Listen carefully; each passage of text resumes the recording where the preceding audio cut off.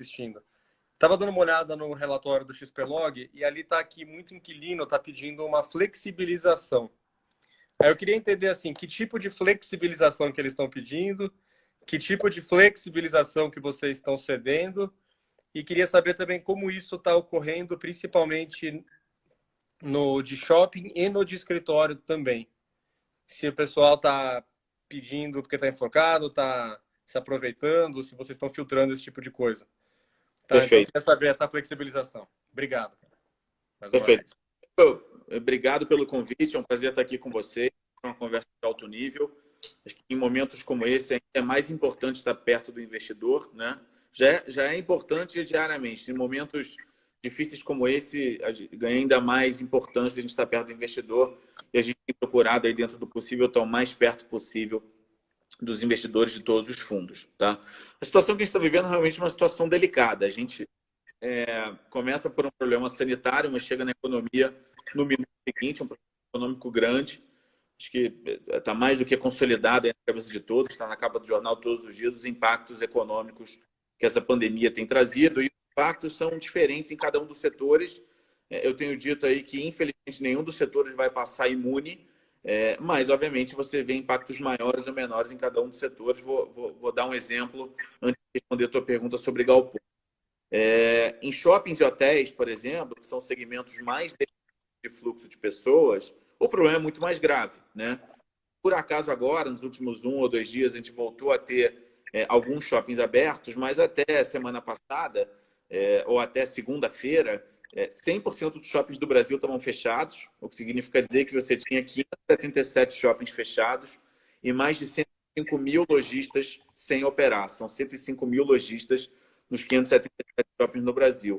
É claro que esses 105 mil lojistas, nem todos têm a robustez financeira de uma Via Varejo, de uma Lojas Americanas, de uma Magazine Luiza, C&A e por aí vai. Muitos deles são pequenos lojistas, normalmente franqueados, lojistas que têm capital de giro para 15, 20, no máximo 30 dias sem operação, faturamento, né?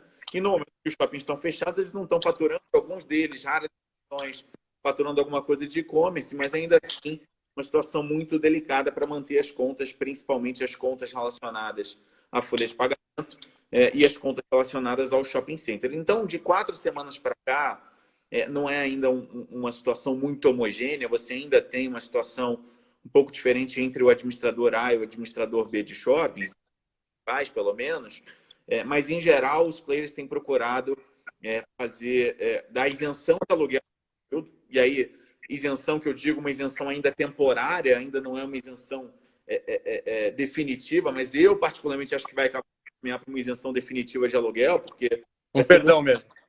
Num cenário de retomada, o lojista conseguir pagar as despesas recorrentes, num cenário de venda ainda patinando, crescente, mais despesas do passado. Então, eu particularmente acho que vai culminar com uma isenção definitiva, mas por hora uma isenção temporária de aluguel e uma redução de condomínio. Não dá para zerar o condomínio. O condomínio, só para explicar para quem está nos ouvindo, é como o condomínio das nossas casas. Ele tem lucro zero.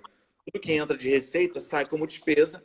As despesas de condomínio são ligadas à operação, como energia, água, gás, limpeza, manutenção, segurança, etc. Então, não dá para zerar, porque por mais que...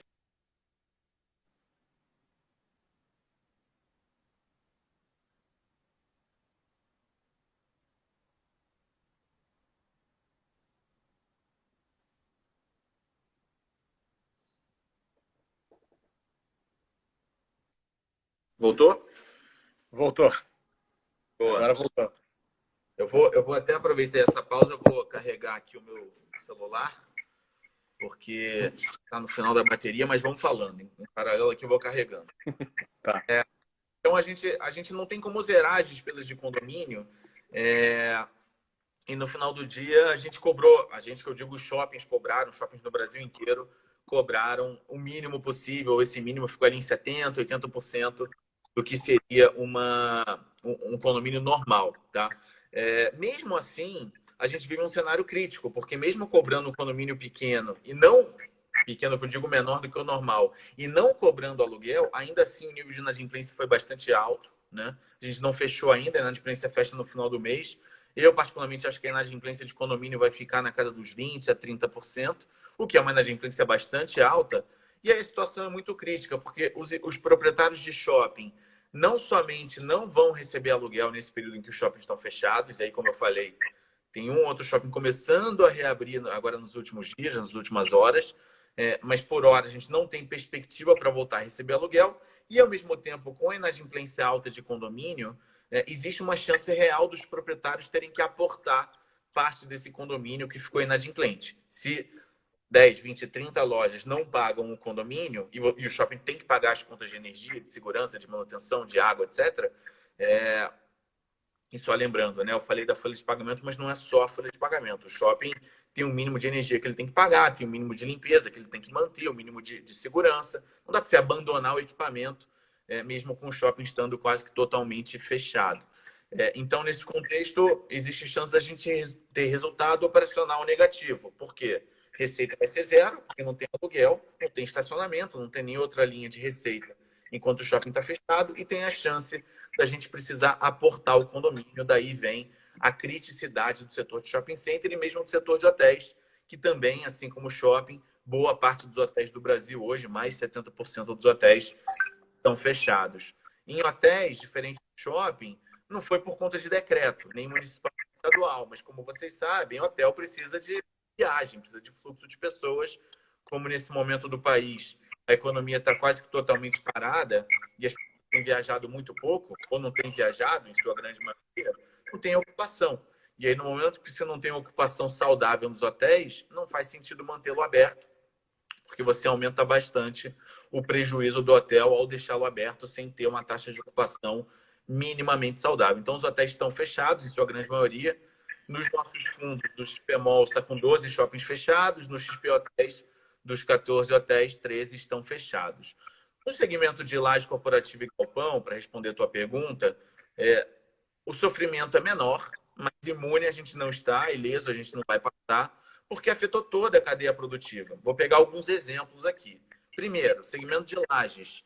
Hoje, os nossos locatários no segmento de lajes estão 90% em home office.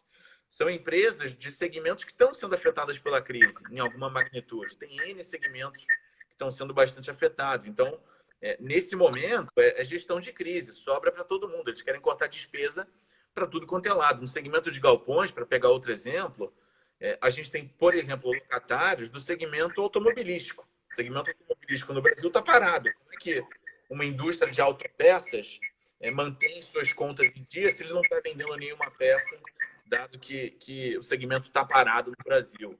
Como é que a gente tem as contas em dia do segmento logístico se você tem caminhoneiros que não estão conseguindo cruzar fronteiras interestaduais porque alguns governadores fecharam as suas fronteiras? Então, afeta a cadeia como um todo. Eu peguei aqui só alguns exemplos, de modo que, de forma simplista, não é uma situação tão grave quanto o shopping, não é uma situação tão grave quanto o hotel, mas, infelizmente, a gente não está imune. A gente está tendo uma série de pleitos de aproximadamente 60 locatários que a gente tem nos fundos de galpões e lajes. Mais ou menos a metade, um pouquinho mais da metade já fez algum tipo de pleito. Não são todos os pleitos que a gente está acatando. A gente percebe que tem muito pleito oportunista no momento como esse. Então, tem procurado tratar cada caso como um caso. Mas para aqueles que a gente está procurando atender,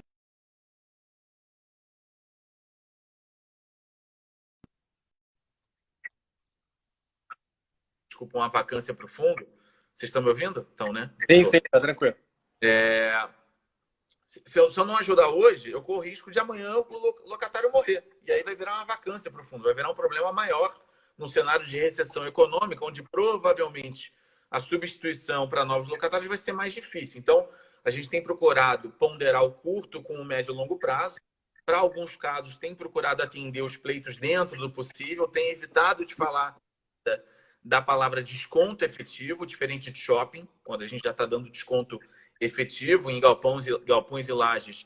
A gente tem procurado falar só em postergação, em diferimento parcial do boleto para pagamento no segundo semestre, alguma coisa do tipo. Mas, com certeza, no curto prazo, a gente vai ter algum impacto aí de 10%, 30% no patamar de distribuição dos fundos de lajes corporativas e hotéis. Então, cada caso é um caso, a gente tem tratado cada caso diferente. O que eu posso dizer é que shoppings e hotéis, sem dúvida, sofrem um pouco mais do que galpões e lojas corporativas, mas infelizmente todos os segmentos sofrem num momento como esse e nenhum deles está imune. Tá, então para finalizar esse assunto, no XP Malls, preventivamente você segurou a distribuição de dividendos e vai fazer isso no final do semestre. Mais algum outro fundo vai ser da mesma forma? Sim, tanto XP Malls como XP Hotéis, a gente segurou a distribuição de rendimento, porque neste momento nenhum dos dois fundos tem rendimento para distribuir. A gente simplesmente não tem rendimento para distribuir em nenhum desses dois fundos por conta da situação de ativos fechados, tanto no caso de shopping como no caso de hotéis.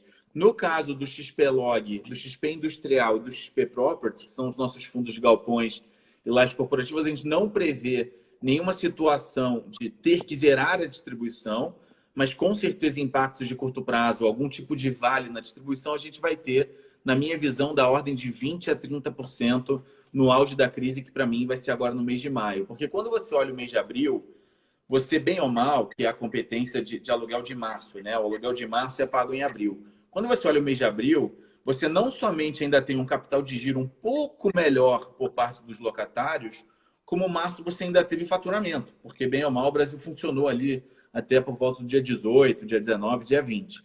Quando você olha o mês de maio, que é o vencimento do aluguel de abril, abril está praticamente todo ele fechado e sem grandes perspectivas, né? E, além de tudo, o capital de giro também está mais encurtado, porque o locatário está fazendo o esforço dele para pagar o máximo que ele puder de despesa, de aluguel, de concessionárias, de folha de pagamento, etc. Então, no final do dia, na minha visão, o auge do problema dos locatários ainda não chegou, vai ser maio, apesar de, a princípio, maio, o Brasil começar a retomar aos poucos, e aí talvez junho a gente tem um alívio, mas acho que maio vai ser o vale do problema.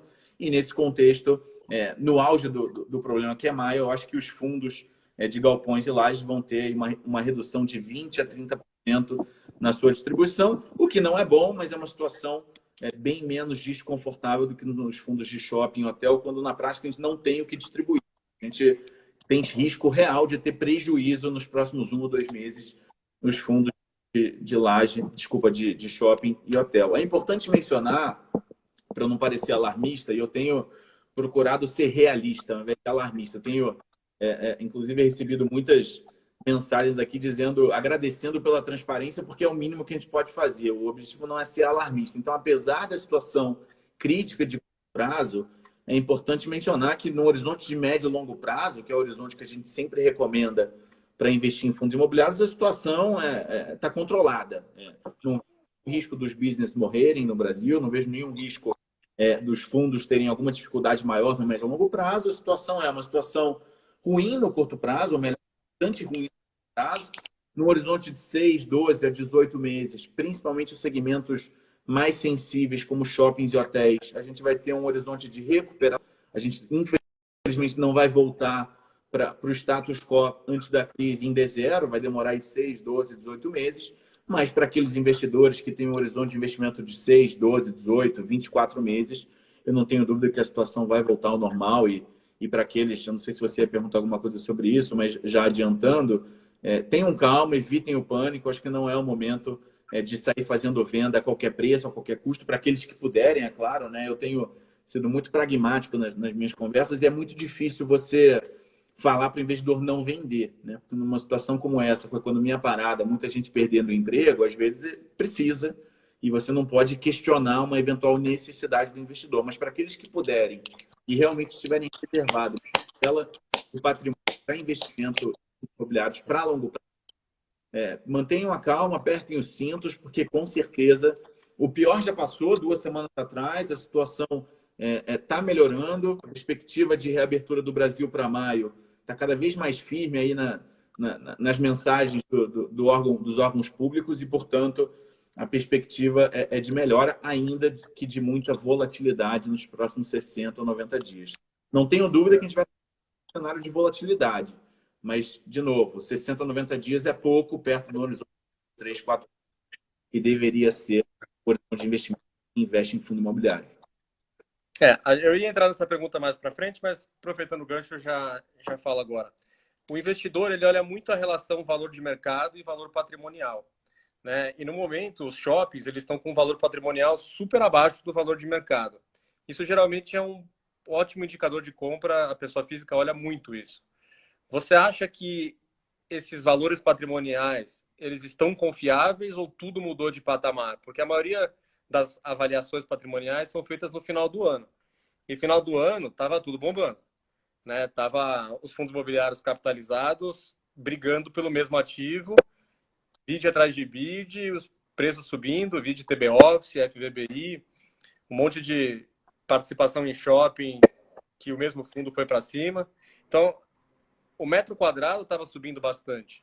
E as avaliações foram feitas naquela época. Então, assim, o investidor hoje que olha para esse índice, valor de mercado, fez valor patrimonial, você acha que ele está olhando algo errado ou tá certo? Você acha que tem a ver? Ou você acha que mudou o patamar? Eu acho que você deixar de olhar integralmente é exagerado, mas o fato da vida, e você tem toda a razão, os valores patrimoniais desatualizados. Não necessariamente estão para o lado ruim da coisa, tá? Vou explicar por quê. Todo valor patrimonial de fundo, ele, apesar de reajustado, ajustado mensalmente, ele tem um grande impacto anual que é decorrente da reavaliação anual dos ativos que compõem a carteira de cada fundo. No caso dos shoppings, dos hotéis, dos galpões, das lajes corporativas. Normalmente, isso acontece no mês de dezembro, mas não necessariamente. O XPMOS, por exemplo, faz a reavaliação em junho. O exercício fiscal dele se encerra em junho. As reavaliações anuais dos ativos do fundo, eles nada mais são do que uma projeção de fluxo de caixa durante 10 anos, mais a perpetuidade, descontada a valor presente por uma taxa de desconto que nada mais é do que o custo de oportunidade daquele fluxo. Então, é um valuation, um fluxo de caixa descontado a valor presente. São duas variáveis que impactam esse fluxo de caixa descontado. O primeiro, o fluxo de caixa, e segundo, a taxa de desconto. O fluxo de caixa, não tenha dúvida que ele vai sofrer negativamente no curto prazo.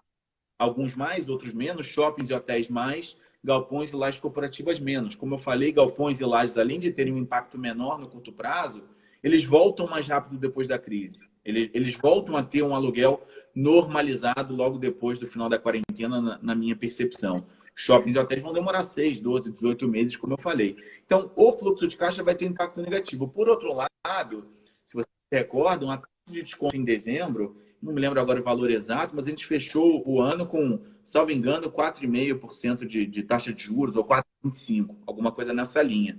Então, as taxas de desconto dos fluxos estavam ali na casa de 6, 6,5%, 7, 7,5%, dependendo do risco do negócio. As taxas mudam entre ativos para refletir o risco daquele ativo, em termos de localização, em termos de construção, em termos de locatários, etc. À medida que a gente já teve um novo corte de taxa de juros esse ano e provavelmente terá mais um ou dois nas próximas reuniões, a gente já tem aí uma percepção muito clara do mercado que o juros deve ir para casa de 3% na próxima reunião e, eventualmente, já tem gente falando de novos cortes para 2,5%, 2%, 1,5%. À medida que os juros caem, a taxa de juros também precisa mudar. E conforme as taxas caem, o valor presente aumenta, né? Porque você está descontando por menor. Então, no final do dia, por mais que os valores patrimoniais estejam desatualizados, eu concordo com você, não necessariamente é para menor, é para pior. A gente tem que esperar. Olhar só para o valor patrimonial nesse momento talvez seja leviano, talvez seja prematuro, mas é sim um bom indicativo de que as cotas estão muito descontadas ainda, que o valor patrimonial esteja errado. O que eu gosto de dar é valor de reposição. O que é o valor de reposição? É o custo do terreno, construção, né? Em alguns casos, ORGA, que é o que a gente chama de CEPAC, né? Que são os certificados de aumento de potencial produtivo, que é muito comum aqui, principalmente em São Paulo. Não mais hoje, mas há 2 semanas, por exemplo, o XPMOL, se pegar um exemplo, estava sendo negociado no mercado por um preço abaixo do custo de reposição. O que é isso?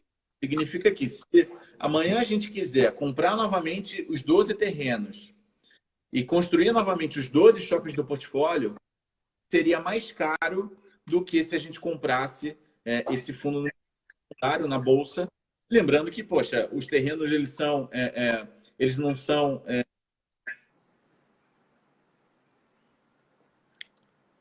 Travou.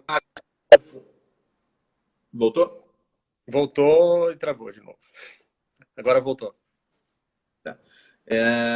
Então, Pessoal, então eu vou aproveitar então vou botar em termos práticos. Em janeiro estava tendo muita negociação para ser finalizada em meses depois.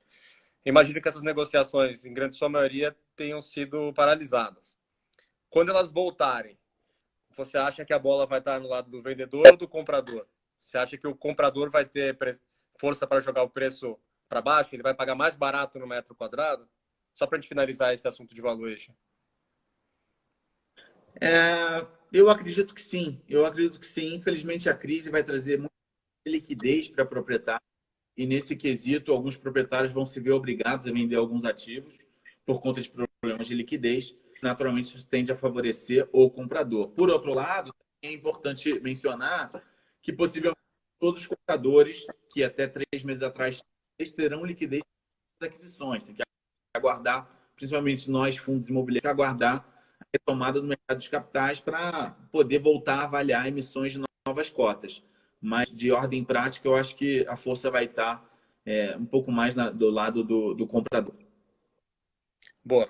Quero entrar um pouco aqui na área que você é especialista. Eu lembro que você, quando foi começar o XP Malls na XP, você pegou um período onde tinha muito shopping quebrando nos Estados Unidos. Não sei se você lembra disso. Aí todo roadshow o pessoal ficava te perguntando isso, né? E foi um momento onde a Amazon era o bode expiatório, né? A culpa era da Amazon dos shoppings estarem quebrando.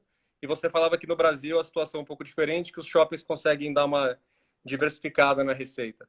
De lá para cá, o que você acha que os shoppings eles fizeram e o que eles ainda vão fazer para ter uma receita mais diversificada e continuar atrativo? Uma pergunta interessante, né? As pessoas têm perguntado muito nos últimos dias se o setor vai morrer de vez agora, porque o e-commerce veio para dominar. Gente, vamos lá. O discurso que estava antes da crise é o mesmo que eu vou usar agora. E vou trazer alguns dados antes de responder a tua pergunta, né? Só para utilizar o conhecimento aqui em todo mundo. O e-commerce no Brasil ainda é muito incipiente, né? Está crescendo, vai continuar crescendo. São mais de 2% de crescimento ao ano. E vai continuar, já vinha nessa batida há 2, 3 anos. Não é de agora que o e-commerce está aumentando a sua penetração em relação às vendas totais do varejo. Mas, por outro lado, é importante mencionar que o Brasil tem N dificuldades. O nosso parque logístico é pouco diversificado. Aliás, eu acho que vai ser um segmento que vai sair fortalecido da crise, o de galpões logísticos. Segundo, a nossa questão tributária no Brasil, principalmente estadual e ICMS, é muito complexa. A mão de obra desqualificada. A gente tem N desafios. Nossas rodovias não estão 100% preparadas. A gente tem N dificuldades e desafios ainda em relação ao segmento logístico, se comparado com o segmento norte-americano, que foi o exemplo que você citou aí. Então, por esses e outros motivos, o segmento de e-commerce no Brasil representa aproximadamente, tem gente que não sabe disso, acho que é muito mais, representa 5 a 6% do market share nas vendas do varejo. Quando a gente olha para Estados Unidos, é 11, 12. Quando olha para a China, não chega a 20, que são países extremamente mais desenvolvidos do que nós em termos de e-commerce, malha logística, etc. Então, no final do dia, é óbvio que essa quarentena forçada, que colocou boa parte da população em quarentena, está obrigando todo mundo a usar mais o e-commerce, a usar a internet, a perder o medo, principalmente para gerações mais antigas, mais velhas, a usar a internet para fazer compras, não somente para o ramo alimentício, mas também para outros segmentos. E é óbvio que o e-commerce vai ter a sua curva de penetração acelerada por conta disso. É claro, isso é evidente. Por outro lado, a gente já vinha nessa batida, os shoppings já vinham se redesenhando e se reinventando por conta do crescimento do e-commerce. Isso vai continuar, isso vai aumentar. Inclusive, uma eventual curva forçada de mortalidade de alguns lojistas, infelizmente, vai obrigar os shoppings a se mexerem, porque, infelizmente, desculpa também a transparência agora, o realismo, mas a vacância vai aumentar no curto prazo, e isso vai gerar oportunidade, né, fazendo operações que são menos concorridas com e-commerce, por exemplo, lazer, serviços, alimentação, restaurante, etc. Então, O discurso é o mesmo, a gente tem muita segurança de que o setor de shopping vai sofrer um pouco no caso, mas não vai morrer, não vai por conta do e-commerce. O e-commerce vai sim vai ganhar penetração nos próximos 1, 2, 3 meses por conta dessa curva acelerada que a quarentena está. Sem sombra de dúvida, são dois canais online que vão juntos. O online não veio para substituir, veio para somar e para integrar cada vez mais com o varejo offline. A gente tem visto a Amazon, que é o maior player de logística do Brasil, do mundo, desculpe, abrindo lojas físicas. Por quê? Porque cada vez mais essa integração offline vai fazer parte do dia a dia das pessoas. Então, isso definitivamente não é algo que me preocupa. O que a gente tira de lição dessa crise em relação ao e-commerce não é que o shopping vai morrer, é que, o shopping vai continuar se reinventando e, dois, que o segmento de galpões logísticos tende a sair mais forte quando isso tudo passar. Então tá bom.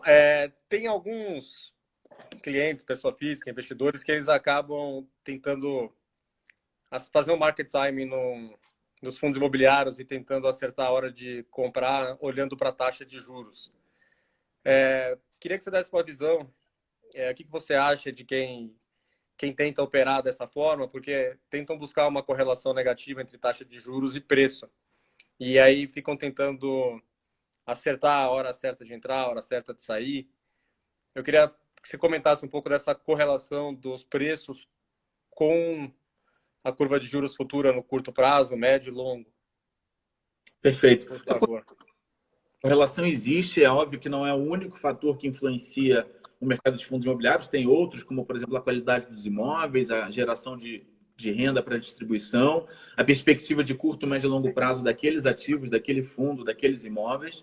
Mas a curva de juros tem correlação quando você olha, vou pegar 2 exemplos. Quando você olha 3 semanas atrás, as cotas, vou pegar o exemplo dos XPMOLs, né? O XPMOL estava R$ 140 até 3 meses atrás, a cota bateu 60 no auge da crise. Isso teve 2 impactos. O primeiro, o news flow de que a gente estava com um shopping sendo fechados Brasil afora por conta de decretos municipais e estaduais. E 2, principalmente, a curva longa no momento do auge da crise, 3 semanas atrás, bateu 10% de juros. Né? Teve uma abertura muito grande da curva de juros, principalmente de médio prazo, que tem que ser a mais comparável para fundos imobiliários, que também é um investimento de médio e longo prazo. E, obviamente, os fundos todos, não só os PMOs, mas a grande parte caiu 20%, 30%, 40%, 50%. Né? Quando a gente olha a greve dos caminhoneiros, por exemplo, você deve se recordar bem desse momento, que também foi um momento difícil para a indústria de fundos imobiliários. Na greve dos caminhoneiros, os juros abriu ainda mais. Os juros lá em maio de 2018 bateu 14%. Naquele momento, o pânico foi ainda maior. As cotas caíram de forma muito rápida e muito abrupta e demoraram muito mais tempo para voltar. Quando você olha a curva de juros nas últimas 1 ou 2 semanas, o 10% de 3 semanas atrás já voltou para 7,5% de longo prazo. Isso já fez com que as cotas já voltassem seus 15%, 20%, 25%. Então, existe uma correlação, sim. À medida que eu falo que as perspectivas para você da curva de juros, isso é fato, porque quanto menor for a curva de juros, e como eu falei, existem perspectivas reais de termos novos cortes nos juros, isso tende a favorecer não somente o mercado imobiliário, mas também o mercado de fundos imobiliários. Mas é importante o investidor saber, primeiro, que não é o único fator que influencia, e segundo, que acertar cravado ali é realmente muito difícil o investidor fazer um investimento consciente de médio e longo prazo. Ou seja, a perspectiva de juros no médio e longo prazo é de uns juros baixos? Na minha visão, é. O Brasil precisa de um período maior de juros baixos para voltar a ter crescimento quando essa crise passar. Nesse sentido, eu acho que, olhando no horizonte de 2, 3, 4 anos, faz sentido investir sem ter a preocupação de estar comprando no melhor momento possível, comprar na baixa. A regra é compra na baixa e vende na alta. É muito difícil acertar, né? Se você compra com uma perspectiva de médio e longo prazo que faça sentido, eu não tenho dúvida que vai ser um bom investimento, independente de você acertar exatamente o ponto certo de entrada. Por exemplo, o XPMOLs, teve gente que comprou a 60, teve gente que comprou a 70 e teve gente que me ligou essa semana que estava bom para comprar a 90. E eu, particularmente, acho, se você Claro que tá. tem um horizonte de investimento de 2, 3, 4 anos. Se o objetivo é investir em 2, 3, 4 meses, vai ter volatilidade. Agora, nos 3, 4 anos, eu não tenho dúvida que ainda está barato. Então tá, então para encerrar, fazer uma pergunta, um exercício de futurologia aí para você, que muita gente tem me perguntado sobre a mudança de hábito das pessoas após a pandemia. O pessoal acostumou a ficar em casa, as empresas viram que tem gente que está eficiente, tem gente que não está. Se isso deve diminuir a demanda por metro quadrado no setor de escritórios. Eu sei que é difícil pra caramba, mas tem muita gente perguntando isso, achando que vai ter uma mudança estrutural do nosso comportamento, que as empresas vão ser mais flexíveis, começar a 2, 3 dias de home office, e aí talvez não precise de uma laje de 1.000 metros, talvez uma laje de 500 resolva. Vou responder da forma como eu acredito, sendo bem sincero, tá? Eu acho que sim. Eu acho que as pessoas vão mudar seus hábitos em vários aspectos. No shopping, como você falou, as pessoas vão fazer mais compras online, o shopping tem que se reinventar. Nos hotéis, a mesma coisa. A gente está fazendo aqui uma live para 80, 90 pessoas por meio de um celular. Eu não precisei viajar para nenhum lugar e estar com essas pessoas fisicamente. As reuniões por Zoom também têm funcionado. Então, eu acho que vai mudar o hábito de todos os segmentos, inclusive de escritórios. O que eu acredito é que, apesar de sim as empresas aos poucos começarem a se readaptar a uma nova realidade, fazer um rodízio de home office, reduzir a sua demanda por maiores áreas nos escritórios, prédios bem localizados sempre serão prédios bem localizados. Ou seja, se eu tenho um prédio bem localizado na Faria Lima, ou na Paulista, ou na Vila Olímpia, pouco importa, e aquela empresa ocupava 1.000 metros, agora vai passar a ocupar 500, pode ter certeza, por ser bem localizado, vai ter uma outra empresa querendo ocupar esses 500 metros que a outra empresa entregou. Então, no final do dia, sim, a resposta é sim. Eu acho que vai haver uma mudança de hábito e as empresas vão, aos poucos, reduzir, eventualmente, a sua demanda por áreas corporativas. Por outro lado, prédios bem localizados, na minha visão, sempre vão ter demanda e eu continuo acreditando no setor de escritórios no curto e médio prazo, mesmo com essa crise. Eu acho que o setor de escritórios vai passar por um momento de baixa oferta de novos empreendimentos e uma demanda ainda crescente, principalmente para os prédios bem localizados, independente de uma eventual mudança estrutural. O prédio de qualidade, bem localizado, ele tem flexibilidade, né? Exato. Ele abaixa um pouquinho